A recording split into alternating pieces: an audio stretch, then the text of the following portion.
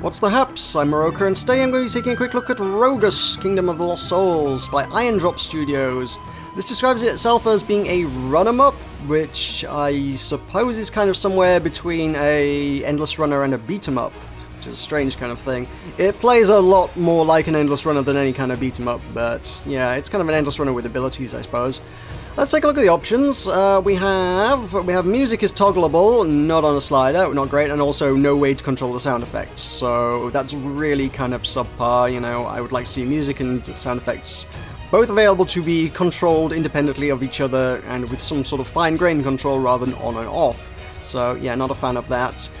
As far as resolution goes, you can have windowed mode, and then you kind of have to drag the window, which, whilst perfectly serviceable, the game scales to whatever resolution you choose in that manner. It's a bit of a faff. Just having an actual windowed resolution drop-down list would have been far more useful, I suspect. I guess, technically speaking, this allows for a greater range of resolutions, but it's still kind of faffy, as it were. The controls are firstly not rebindable, and secondly, it seems to imply that the gamepad is available. There's a whole list of gamepad controls there.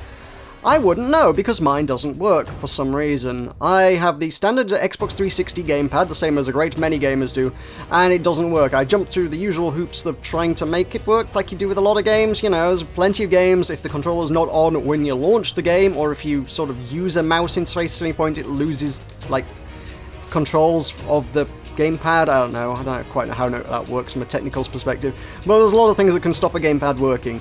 I've been through all the usual standard things to try and make it work. It's not having it. I cannot get a gamepad to work with this game, and I feel like this game would probably work better with a gamepad. As it is, I'm left using a keyboard and mouse, and I don't necessarily feel like that's the optimal interface for this game, to be honest, but it's what I'm going to have to go on with. At the same time, there is an aiming element which does, you know, benefit from a mouse, I suppose. So we are in the tavern. The tavern is kind of our hub, we can check our high score above the board. Look, 1,901, is that the best you can do? And this is where we're going to equip our spells. We've got 4 inventory slots at the bottom to equip various spells that our wizard will be slinging, and we can pick them up from various objects around the tavern. We have a feather up there, which allows you to fly for 25 seconds. We have, what else we got? We've got a sword above the mantle, which brings down thunder on your foes. We have an apple on the table, which turns you into kind of an ent kind of dealio that stomps everything and kills everything. We have beer on the table, which lets you do kind of like a ground slam kind of deal. And down in the cellar, we have some chilies, which let you throw a fireball, which is fairly essential, I think, as an ability, actually. And what else? Oh yeah, the cheese turns you into a rodent, which lets you run unsuspected for 15 seconds. So that's it. That is, in spite of this kind of interesting idea of the sort of the hidden object-y, find the things in the tavern kind of thing, and it's a reasonably interesting tavern. There's a lot of things to explore and see and try and find your objects in amongst. There's literally only those 6 objects and 4 item slots to put those in, which is not great. You know, For this kind of system, I feel like if it were fleshed out and there were items hidden all over the tavern and there were a wide and diverse array of really interesting stuff, you could do so much more with this system. As it is, you've got 6 spells, 4 slots. You only need to leave 2 of them behind. You take 2/3 of all the spells in the game with you on any given run, which is, I don't know, I feel like that could have been expanded on a lot more. Also, the wandering around the tavern and having to equip everything by finding all the objects each time. If you forget what anything does, if you're like, oh, what called down the lightning? Was it the beer? You'd spend a little while hunting things around, which seems unnecessary. I feel like once you found an object, it should just kind of be added to like a repertoire, and you could go, oh yes, I will equip the chili today and add that to my thing, rather than going, wait, what gave me a fireball? Did the sword throw fireballs? I don't know. I mean, it's kind of intuitive a little bit, I suppose. I mean, the chili throws fireballs, but nonetheless. I mean, what the heck's this? There's like an Eye of Sauron on the mantelpiece. Surely that should be a thing. Let me equip the Eye of Sauron there. What the heck?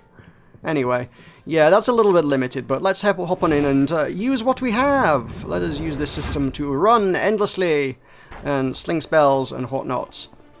So we are a wizard. We can jump, we can double jump.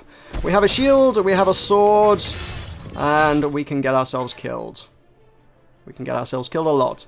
The game fancies itself as being pretty hardcore, and I'll probably go with that. I don't seem to be making a lot of progress. I can throw fireballs. Fireballs are kind of my go-to. They've got like no cooldown.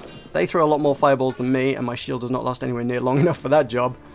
Yeah, the fireball's kind of an instant cooldown, so I feel like that's a pretty essential one in your repertoire. With the jumping, there's the feather that lets you fly, and once in a while, just once in a while, I feel like the game throws jumps at you that are not doable. Or, I don't know, maybe I'm really bad at platforming. Both seem plausible options, yeah, definitely. 'Cause actually, to be fair, in my research I kept running across jumps that are like, how on earth could you possibly make that? And then actually I haven't found any of those today, so maybe... Damn it. So maybe my platforming skills have improved at least a little or something? Maybe? But either way, for a while I was kind of pretty insistent, I would have been pretty insistent that the feather was an absolutely mandatory item that you would need to take in order to succeed at this game, because I feel like there would be some jumps you just wouldn't be able to make. And those guys are pretty annoying when they stand on the edge there. I'm not quite sure what the best way to deal with those is, other than to be really friggin' accurate with a fireball, or to get them ahead of time. If you can get them ahead of time, that's fine, but some of them kind of run up to the edge whilst you're in the air over them and you kind of land on them. If you land on them, I guess if you brought the beer with you, you might be able to do like a ground slam kind of deal to try and take them out, but that did not work. But most of the time that's going to get you killed, especially as I don't have the ground slam with me today. So that jump there, the one I just fell into the chasm with, I kind of felt like I had made that jump, which is kind of one of my gripes with the game, of which, to be fair, I seem to have many. It's the platforming just does not seem all that great. No, I tried to use lightning to clear that. That did not work.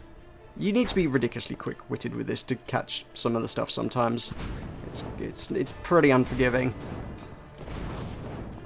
So yeah, the platforming does not seem to be great. I think the one thing I will endlessly point to as being a great example of platforming done well is Super Meat Boy. If you want to say, look, these guys did platforming right, you point to Super Meat Boy.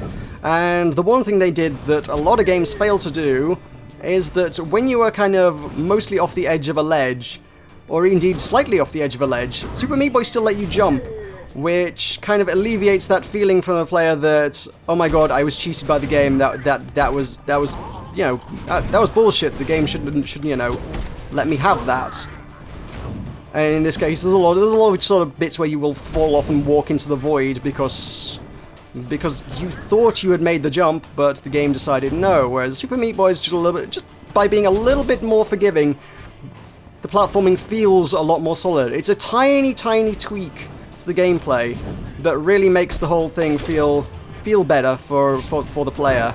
So there's my lightning. That's my lightning ability. I can call that down. I will demonstrate my tree ability. We can go Stompy. That gives me 10 seconds of being completely invulnerable to everything. It's a little... Well, I was going to say it's a little pointless there, but I got a couple guys, so that's something. I can't cast any of my other abilities while I'm doing it, though, so if I manage to, you know, end up behind something, I can't throw a fireball backwards. So that's kind of a minor gripe there.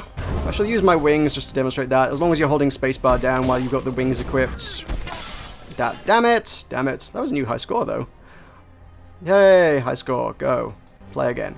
As long as you've got the wings equipped, you can fly endlessly, which, for some of those jumps that I feel are impossible to make, I feel like the wings are fairly necessary as an item. I found a few occasions where, like, the wings ran out. I used them to get over one jump, and then they ran out and didn't recharge before I ran into another jump I couldn't make it across.